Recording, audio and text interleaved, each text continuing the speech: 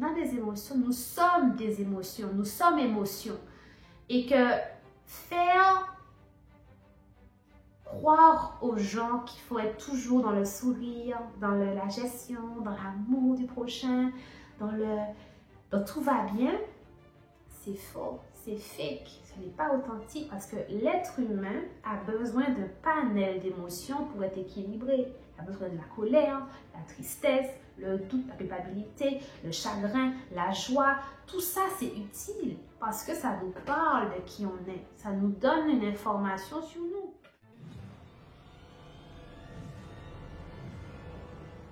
Hello tout le monde, j'espère que vous allez bien. C'est Rachel Centre-Mbongi, votre autre spécialiste en hypnothérapie, en coaching holistique et en géobiologie. Alors aujourd'hui, vidéo un peu particulière, je voudrais en fait vous amener avec moi dans un cas pratique en hypnose pour vous faire voir un petit peu quels sont les questionnements qu'on peut se poser lorsqu'on est en séance et quels sont les résultats que ça peut amener pour le client. Donc, c'était une cliente qui venait me voir parce qu'elle avait beaucoup de mal à diminuer la pression qu'elle avait envers elle-même. Beaucoup de pression pour le travail, toujours être dans l'excellence, toujours être dans la perfection, que ce soit au niveau de son travail, de sa famille, de elle-même. Beaucoup de jugement aussi envers elle-même. Je ne suis pas capable, j'ai besoin d'être capable, j'ai besoin de savoir-faire, j'ai besoin de connaître, je veux vraiment être toujours au top en fait. Déjà, ce qu'on a commencé par travailler, c'est son rapport à l'échec. Qu'est-ce que ça fait si tu échouais? Qu'est-ce que ça fait si finalement tu n'arrivais pas à atteindre ton objectif? Qu'est-ce que ça ferait de toi si tu n'étais pas si performante que ça? Qu'est-ce que ça ferait de toi en tant que maman si tu avais des moments où tu n'arrivais pas à être à la hauteur de ce que tu mettais toi comme attente? En fait, ce qu'en fait, c'est que dans son cas à elle, c'est même pas les autres qui la jugeaient négativement, c'était elle-même qui alimentait en fait des je dois faire, je dois faire, je dois assurer, je dois assurer. Tu sais, des fois, on a des cas différents où par exemple, le conjoint est très pesant. Dans son cas à elle, c'était pas du tout le cas. Elle avait une famille aimante, super à l'écoute. Mais comme si elle s'était construit un truc de je dois. Et déjà, je dois. C'est qui je dois? Le doit vient d'où? Pourquoi il y a une obligation de? Tout ça, c'est à déconstruire en fait dans l'hypnose. Ensuite, on a parlé de la vulnérabilité, parce que c'est quand même beaucoup lié avec le côté où l'échec me ramène à quoi? À être vulnérable. Être vulnérable, c'est quoi pour toi? Ça implique quoi? Ça dit quoi de qui tu es en tant que femme, en tant que mère, en tant qu'épouse? Tout ça, c'est des questions qu'on a pu lui poser. Et ça lui a permis de se rendre compte, j'insiste sur le fait que ça lui a permis à elle de se rendre compte et non pas moi qui lui ai dit, en fait, ton problème, c'est ça. Elle s'est juste rendue compte qu'en fait, pour elle, être vulnérable, c'était être faible. Et qu'on l'avait depuis toute petite, simplement formatée pour ne pas être faible. Qu'elle avait en fait une relation avec la faiblesse qui était particulière parce qu'en fait elle venait d'une famille de mère monoparentale avec sa mère et sa grand-mère, je ne me trompe pas. Et en fait ça faisait qu'elle avait effectivement un conjoint, une famille encore en couple avec des enfants. Mais elle avait grandi dans l'idée de femme est capable. Je dois montrer que je suis capable, que je peux assurer, que je peux tenir un foyer, que je peux faire en même temps mon travail de 9 à 5, en même temps être maman après, faire à manger, faire ci, faire ça. C'est pas qu'elle ne peut pas le faire, c'est qu'en fait, elle s'imposait un rythme qui était trop pour elle, qui était trop intense pour elle. Et à travers l'hypnose, ce qu'elle a juste compris, c'est qu'elle devait en fait rompre ce schéma-là parce qu'en fait, c'était pas confortable pour elle d'être tout le temps dans le stress permanent de l'accomplissement, de la valorisation permanente de soi-même en fait. Et qu'à travers tout ça, elle voyait le fait d'être vulnérable comme un échec. Dire je suis fatiguée, je ne peux pas le faire, je suis crevée, j'ai pas envie de faire à manger, c'est un échec dans son idéal de rôle de maman. Et ça permet de faire un parallèle avec ce que je vous raconte aujourd'hui, c'est qu'en fait, vous voyez, à travers tous ces cas pratiques-là que je vis, que je vous raconte par moment, c'est que l'être humain est formidable. L'être humain a le pouvoir de créer des schémas et de les déconstruire par lui-même. Il faut juste peut-être avoir un coup de boost, il faut avoir la bonne technique et tout ça, que ce soit la méditation, la thérapie ou l'hypnose ou peu importe, le coaching.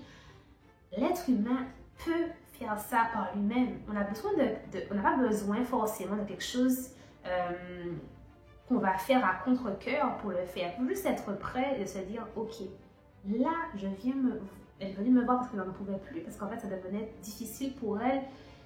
Il y avait des pleurs, il y avait une émotion qui était quasiment pas gérée parce que elle est surmenée en fait. Et ça, c'est normal. N'importe quel humain à sa place aurait peut-être réagi pareil, on n'en sait rien. Mais ce que je veux dire, c'est qu'en fait, c'était beaucoup pour une petite dame.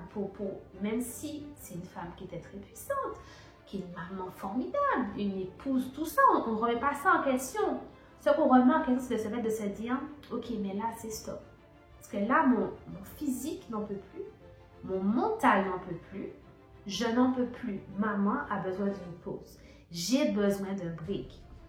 Et de s'autoriser à se dire ça, que c'était OK et que c'était accepté à la fois par tout le monde autour, parce que finalement, c'est elle qui impose un rythme, et avec elle-même.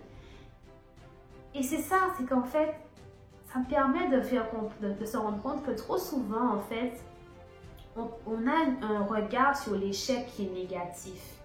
L'échec, moi je le vois comme un reset, je le vois comme un nouveau départ.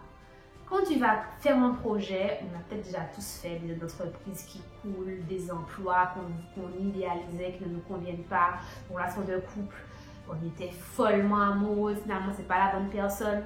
Des échecs, on en a tous connus, oui ça fait mal sur le moment, ça fait mal, il faut se relever. Et quand on se relève, on n'est plus la même personne parce qu'on a appris, parce que ce qu'on a vécu, qu'on voit comme un échec, c'est une leçon de vie. Et on n'est pas censé faire les mêmes erreurs. On se dit, ok, là j'ai essayé ça, je suis tombée, je me suis cassé les dents, je m'excuse le terme. Qu'est-ce que je ferais différemment la prochaine fois?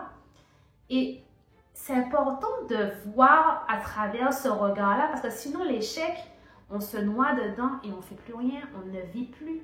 On se laisse complètement submerger par le chagrin, par la honte, la culpabilité. Et on ne vit plus. Alors que la vie est tellement belle, en fait, encore à vivre. Et que souvent, l'échec nous permet de ressortir plus fort, plus forte.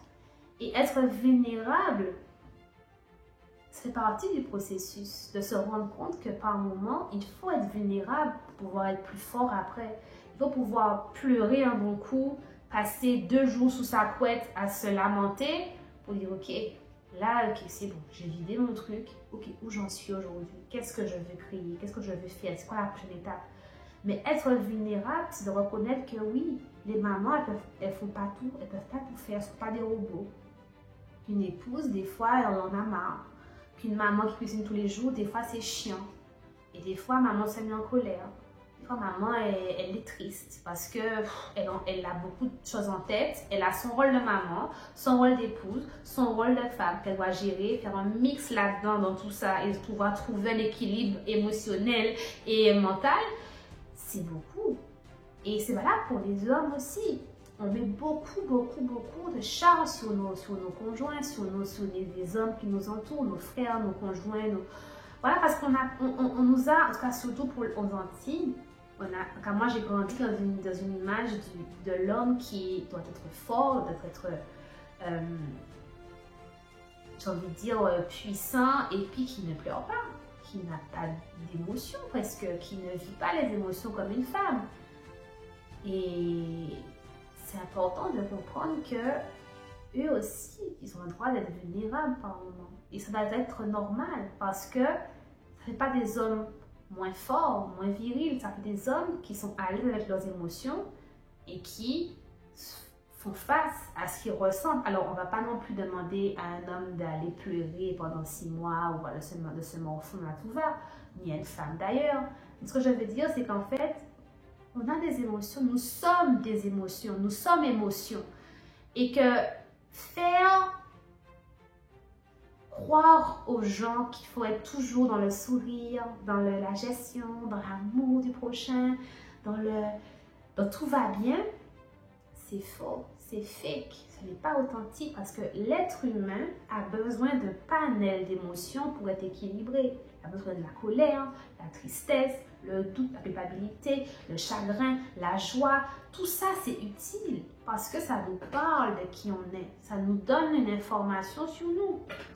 Et il faut parfois être vulnérable parce que c'est une force de savoir à quel moment tu peux dire j'ai envie de souffler, j'ai besoin de souffler. J'ai besoin de temps pour moi. J'ai besoin d'être seule. J'ai besoin qu'on me laisse tranquille. J'ai besoin de ne rien faire. J'ai besoin de m'écouter. Peu importe en fait. Mais c'est d'arriver à dire stop. Parce que des fois la machine tourne et tourne et tourne. Elle nous enveloppe, elle nous emmène là où on ne veut pas aller. Il faut dire stop. Parce que la pression qu'on a au point de vue de la société en général, surtout avec les femmes, il faut qu'on travaille, il faut qu'on soit maman, il faut qu'on ci, il faut qu'on ça. La pleine femme, elle ne convient pas, mais qui n'ont pas le choix, qui en tout cas pensent ne pas avoir le choix. Donc, j'ai envie de vous dire à ceux qui vont m'écouter, mesdames, messieurs, peu importe, voyez l'échec comme un nouveau départ. Voyez l'échec comme un tremplin vers quelque chose de mieux fait, de plus accompli, de plus solide. Et être vulnérable, pour moi, ça fait partie du processus. Ça permet justement d'être, c'est comme la transition un peu entre la phase 1 où on a essayé, on a tenté quelque chose, l'échec, c'est ça, l'expérience qu'on acquiert, qui pour moi effectivement nous rend vulnérables à ce moment-là, et la nouvelle phase, la phase 2, où on va revenir, se relever et continuer toujours à avancer. Parce que dans la vie, il faut qu'on avance, on n'a pas le choix.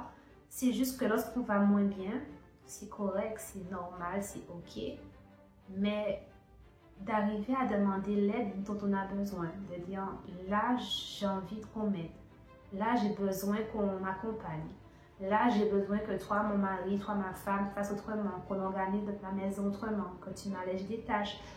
J'ai besoin d'aide, j'ai besoin de souffler. Autorisez-vous à dire ça, autorisons-nous à être vulnérables parce que ça nous fera tellement de bien, nous allège énormément l'esprit aussi, ça nous permet d'avoir plus d'espace, de matière grise pour créer, pour avancer, pour faire de belles choses en fait. Et non, pour moi, effectivement, je pense que l'échec est utile et que c'est effectivement formateur, ça nous grandit énormément. Voilà, je vous laisse avec ça aujourd'hui. Comme je dis toujours, prenez soin de vous, aimez-vous.